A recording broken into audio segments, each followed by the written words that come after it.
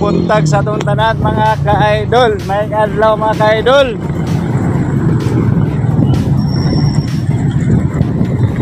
Kuyaw kayong panahon karon mga ka-idol, kay mura pagkaulanon, wala kasabot sa panahon mga ka-idol no.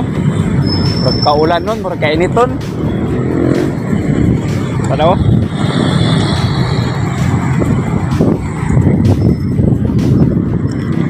Musta mong tanan mga ka-idol?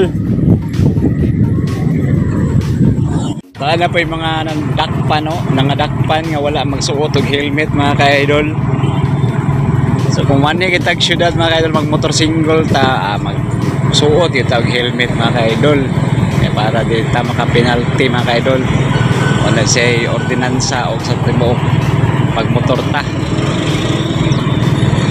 Ayaw yun mo kumbiyansa kay mahal kay ang penalty mga ka-idol. Suot kitag helmet pag maagi kita diri sa highway. Bisag asa ta sa mag-drive tag motor, magsuot kitag helmet permanente. Para po na sa atong safety god mga ka-idol. Now, ginato na sundon penalty kita sa syudad.